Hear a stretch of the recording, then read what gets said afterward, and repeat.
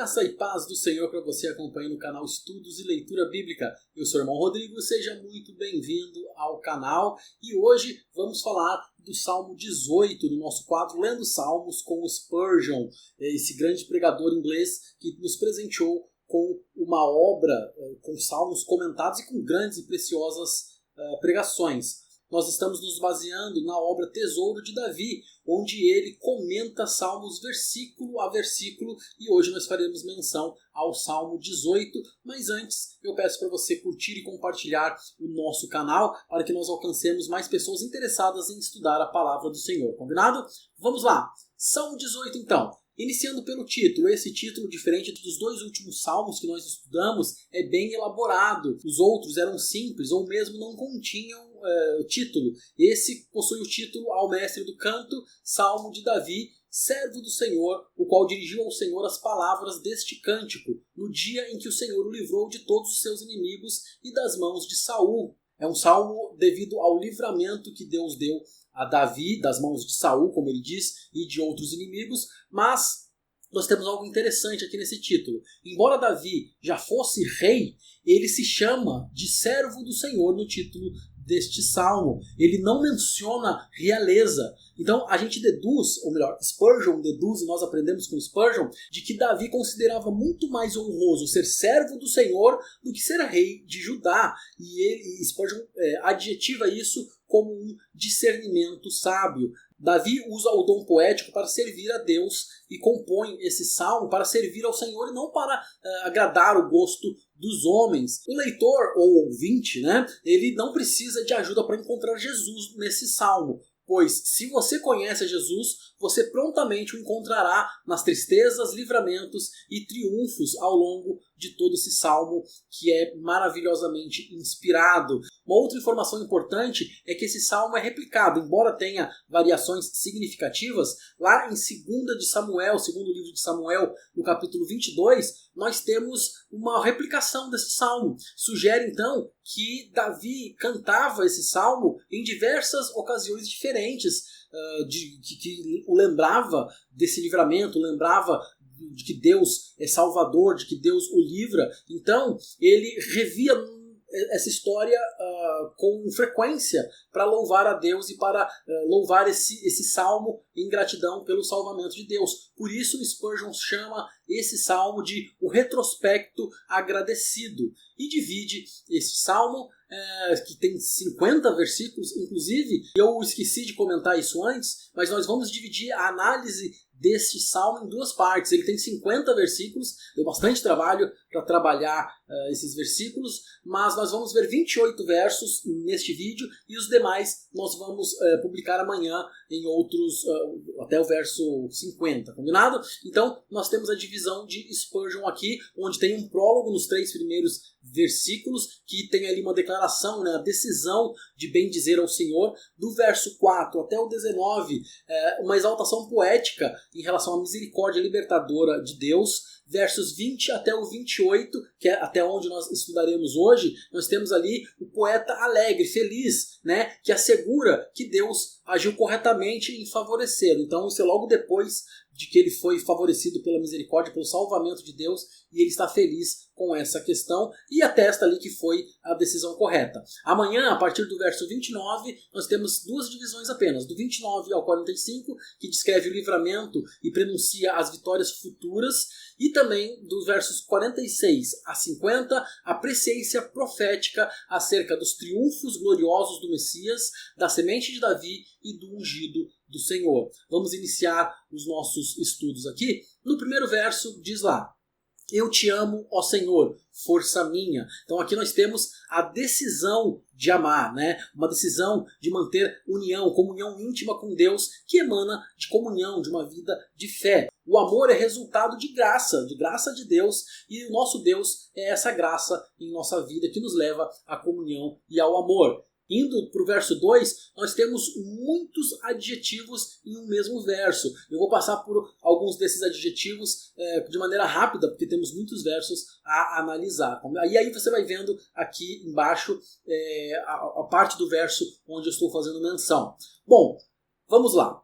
Podemos examinar proveitosamente cada um destes adjetivos, mas também não dá para se delongar muito em cada um deles. Calvino diz que através desses adjetivos o Salmo está equipando o crente da cabeça aos pés. Davi está aí dando armas e armadura aos crentes. Então vamos lá. Primeiro diz ali que o Senhor é minha rocha e minha fortaleza. Davi escapava de Saul em meio a penhascos e fortalezas montanhosas que tinha em Judá. Então ele compara o seu Deus a um lugar seguro, que eram os lugares onde ele estava fugindo, estava se escondendo de Saul. Diz também o Salmo, o meu libertador, que é um termo que contém muitos significados, merece um estudo aprofundado. O povo de Deus pode ser capturado por poderosos, mas é liberto por mão ainda mais poderosa do que os seus captores, que é a mão de Deus. Na sequência, Davi fala, o meu Deus. Esse termo é um título que Spurgeon vai definir como um termo que tem muitas coisas boas em apenas um só termo. Há uma riqueza ilimitada nessa expressão. Quem diz o meu Deus pode acrescentar o meu céu, o meu tudo. Tem relacionamento com Deus e vê a grandeza e a variedade, a multiforme graça de Deus. O meu rochedo, que no hebraico tem o sentido de força e de imobilidade, passa a ideia de rocha, que ocorre 2 vezes no verso. Nós vemos já ali no começo que falava de rocha e agora de rochedo. Isso varia um pouquinho de tradução para tradução, mas a ideia se repete 2 vezes. Na primeira vez se trata de um rochedo para alguém se esconder, como nós falamos há pouco, e agora é uma rocha que traz firmeza e imutabilidade. Então Deus é essa rocha, esse rochedo que não muda, que se mantém firme. E algumas versões traz também Deus em quem eu confio ou em quem eu me refugio, que mostra um exercício de fé e de confiança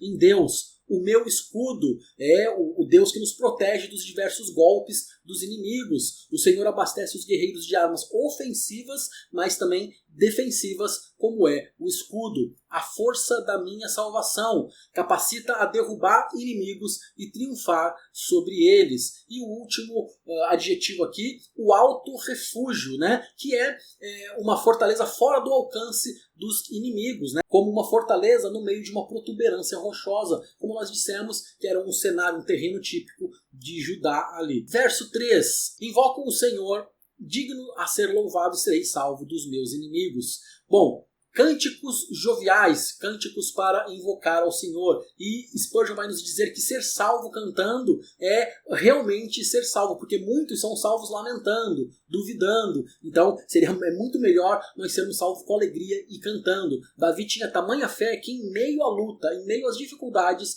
ele seguia cantando. O verso 4 nos mostra pressão e medo acontecendo aqui, mas que são formas de Deus, que Deus permite para tratar dos seus filhos. Spurgeon torna a questão do verso 4 sobre pressão e sobre medo algo pessoal, por conta de uma experiência que ele já passou antes de escrever este comentário. Ele se sente inclinado a chorar, mas canta enquanto comenta um texto tão descritivo sobre a própria experiência dele. Ele se refere ao fatídico acidente que aconteceu em outubro de 1859, quando houve um incêndio durante uma pregação que ele fazia e morreram 7 pessoas. Grande parte da imprensa ele diz que foi maldosa com ele e que foi injusta, e ele passou terrível sofrimento nessa ocasião, e ele se lembra disso ao ler este versículo, mas ele testemunha que Deus fez dessa terrível situação algo que foi produtivo para ele.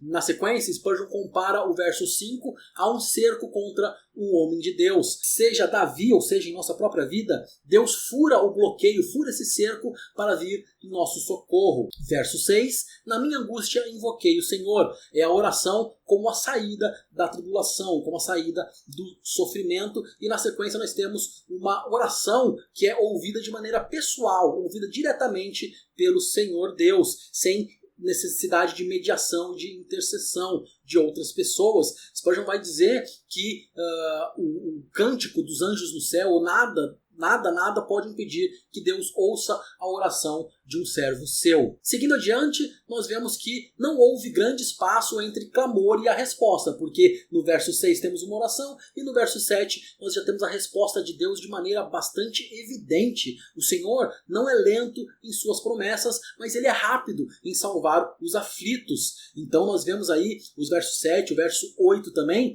como uma expressão da ação de Deus e até mesmo com ira, né? A respiração nas narinas é aquecida por forte emoção. Por isso o verso 8 fala sobre as narinas, sobre a fumaça subindo das narinas. Não há nada que ire mais a Deus quanto o dano que é causado aos seus filhos. Inclusive no Salmo 17 nós falamos sobre a menina dos olhos, lembra? Isso também está descrito em Zacarias 2. A menina dos olhos é a parte mais sensível. Deus se incomoda demais quando acontece algo com um de seus filhos. Deus não está sujeito às paixões humanas. Portanto, essa ira descrita aqui visa expressar a maneira como Deus age, a energia, a velocidade, a intensidade que ele age em resposta à oração. É uma imagem poética adequada ao entendimento humano. Nós chamamos isso de antropomorfismo, quando nós damos características humanas a Deus para que se faça entendível, né? Para que nós possamos entender a ação e o que Deus pensou naquele momento. Passando então para o verso 9, ele expressa a agilidade e a intervenção de Deus. A escuridão não é um impedimento para Deus, assim como nada é um impedimento para Deus. Pelo contrário, ele usa a escuridão a seu favor, ele usa qualquer coisa, qualquer situação para cumprir o seu propósito. A oração é eficaz e Deus corresponde a essa oração vindo em nosso favor. Verso 10 tem uma imagem muito interessante de Deus cavalgando um querubim, voando em direção, levado pelas asas do vento. Spurgeon vai dizer que os anjos são nossos guardas e amigos ministradores, e que todo o poder concedido aos anjos é para que venha ao nosso salvamento ágil e venha ao salvamento do aflito. Sobre ser levado pelas asas do vento, Spurgeon vai falar como as forças da natureza agem amando de Deus e favorecem aí a vontade de Deus. Verso 11. Das trevas fez o manto em que se ocultou, escuridão de águas espessas. Verso 11. Benditas são as trevas que encortinam o meu Deus, diz Spurgeon. Se você não pode ver Deus, é bom saber que Deus está trabalhando mesmo em secreto, mesmo em oculto. Até o tolo crê que Deus está no sol e na calma, mas a fé é sábia quando discerne na escuridão e na tempestade a ação de Deus. No verso 12 vai falar sobre uma estratégia divina de, após se ocultar, se revelar como se fosse um ataque surpresa, revelando gloriosamente a sua presença. Verso 13, a voz de Deus é o acompanhamento adequado para o cenário descrito no verso 12 anteriormente. Como poderão os homens suportar a voz de Deus, esse trovão que anuncia a sua ação, especialmente num julgamento onde estará anunciando o destino de cada um de nós? Imagina quão terrível será homens ouvindo sua própria condenação pela voz de Deus. No verso 14, os pecadores orgulhosos provam-se covardes quando Deus entra na batalha. Eles são ousados em língua, podem falar ousadamente, ser soberbos ali ao falar, mas quando chega a hora da ação, que Deus mostra a sua presença, a coisa muda de figura. E no verso 15, nós vemos a representação do poder e da ação devastadora de Deus, falando sobre a água e sobre o vento, e também dando ali um caráter antropomórfico, do sopro nas narinas. Nós vemos que a resistência é vã, não adianta resistir a Deus, pois basta um sussurro de Deus para que a terra toda trema e que ninguém resista, ninguém possa resistir. Então no verso 16 chega o salvamento, do alto o Senhor me estendeu a mão e me segurou, diz o verso. Na sequência dessa ideia, o verso 17 diz que livrou-me de forte inimigo. E aqui nós vemos que o inimigo, ele é sim forte, nós não devemos menosprezar. Davi reconhece o poder do inimigo e aí nós vemos a importância ainda maior de dar toda a honra e glória a Deus, porque é dele que nós dependemos para vencer a batalha. O nosso grande adversário espiritual é realmente um inimigo demasiadamente forte e nós, criaturas fracas, não poderíamos bater de frente com ele, não poderíamos confrontá-lo a não ser pelo poder de Deus. O verso 18 expõe o amparo que Deus nos dá e diz que Spurgeon reflete que não existe medo de não haver libertação quando o nosso amparo está no Senhor. No verso 19 nós vemos o doce prazer depois de todo sofrimento e depois de toda dor. Recordando outros comentários de Spurgeon, que ele vai falar sobre como é bom você ter depois de um tempo de tristeza, a alegria ela é mais aproveitada, porque em retrospecto você acaba se alegrando mais lembrando do que passou, e aqui a ideia é a mesma. Ele diz que, por exemplo, José foi liberto, saiu da prisão para ir para o palácio. Davi saiu de uma caverna, a caverna de Adulão, para ir para o trono. Então o conforto é mais bem apreciado após os momentos de aperto, momentos de pobreza, assim como a alegria é muito mais bem apreciada depois de momentos de sofrimento. Verso 20, temos ele como um salmo profético do Messias, remetendo às obras do Filho, do nosso Senhor e Salvador Jesus Cristo. E temos algo interessante também, palavras que são desconcertantes que Davi fala aqui. Ele diz: recompensou-me conforme a pureza das minhas mãos. Como justificar-se por suas próprias obras, né? Isso é algo que dá o que discutir, nós precisamos interpretar isso corretamente. Não há dificuldade se nós nos esforçarmos e não forçarmos, não torcermos o texto. A graça de Deus independe do mérito humano. No entanto, o ferido é vingado e o justo libertado. E isso traz louvor e glórias a Deus. Então, o salmista era um pecador humilde. Diante dos caluniadores, ele podia falar de forma desavergonhada, porque quando você, assim como Davi, sofre algo injusto, é acusado injustamente, nós já falamos anteriormente que essa injustiça é usada como argumento a favor de você em oração. Então, o que Davi está falando aqui não quer dizer que ele é santo, que ele nunca errou, mas que naquela situação ele realmente está atestando de que Deus agiu corretamente, porque ele não tinha culpa nesse caso.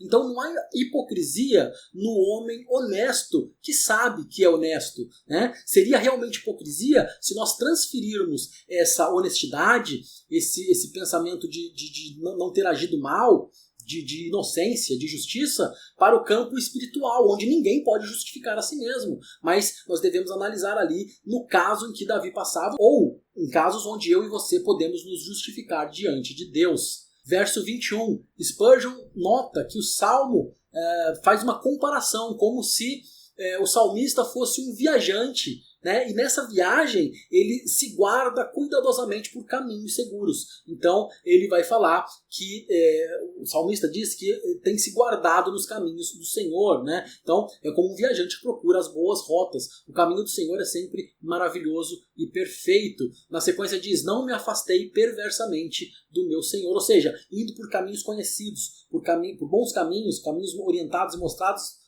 pelo Senhor, como nós seguíssemos um mapa, nós não vamos nos afastar, nos perder por outros caminhos. Está implícito aqui que Davi habitualmente vivia em comunhão com Deus.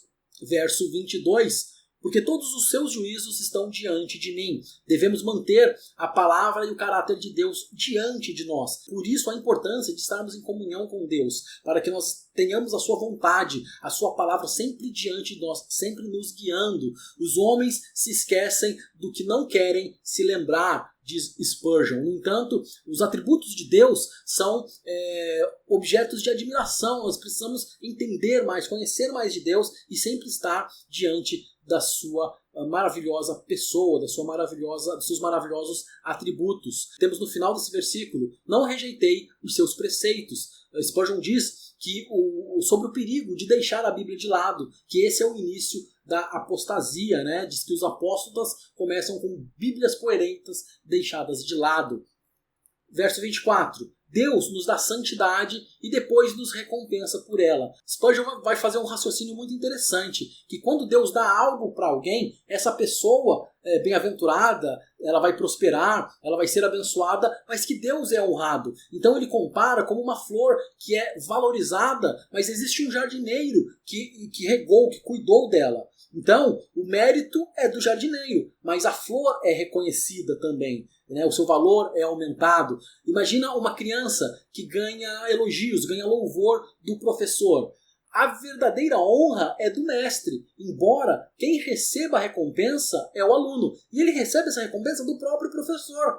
E o professor não recebe a recompensa, ele a dá, mas ele é honrado pelo desenvolvimento daquele aluno. Então o nosso relacionamento com Deus é assim, ele nos dá e ele é honrado, mesmo que quem receba é a gente. É bastante interessante este raciocínio. Partindo para o verso 25, não há regra mais justa do que a apresentada aqui no verso 25, conforme o nosso comentarista aqui. Isso porque ser fiel com quem se mostra fiel e ser íntegro com quem também é íntegro é uma ação que traz terrível castigo aos ímpios, que não tem essas características, mas que é honrável a quem é generoso, honrável a quem é seguidor de Cristo e segue os seus preceitos. Deus é justo nos seus procedimentos com os filhos. Ele dá a cada um conforme a sua capacidade. E o verso 26 segue essa ideia. Diz que com o puro se mostra puro, com o perverso inflexível. Olha que interessante o que Spurgeon vai nos falar sobre a tradição judaica, que diz que o maná tinha o gosto de acordo com a boca de quem o provava. Certamente Deus se mostra individualmente de acordo com o caráter de cada um. Reflexão interessante para nós pensarmos mais a fundo. Verso 27. Porque tu salvas o povo humilde. Aqui temos uma garantia consoladora para os pobres. E na sequência onde diz: mas os olhos soberbos tu os abates, nós refletimos que quem olha com desprezo os outros, logo será olhado também com desprezo. O Senhor detesta o olhar orgulhoso. É melhor ser humilde do que provocar Deus nos humilhar com a sua ira. Então Spurgeon faz essas reflexões sobre nós agirmos bem, não tratarmos ninguém com desprezo, né? Olhando de maneira enviesada, torta e sendo sempre pessoas agradáveis e pessoas que transmitam o que nós temos recebido de Deus. O último versículo que nós estudaremos hoje, que é o 28, diz ali que até os filhos do dia às vezes precisam de luz. Na hora mais escura a luz surgirá. Que é um versículo que fala ali sobre resplandecer a lâmpada ou a candeia e sobre derramar luz nas trevas. Então nós estamos com a luz, nós estamos com Jesus, mas muitas vezes a nossa lâmpada, a nossa candeia precisa ser acendida por Deus. Bom, a partir do verso 29 até o verso 50 nós falamos e comentamos amanhã, seguindo então o estudo desses 50 versículos do Salmo 18. Combinado? É isso aí, Deus te abençoe, estamos juntos, seguindo firmes nesses estudos, abençoando e sendo abençoados. Deus abençoe vocês.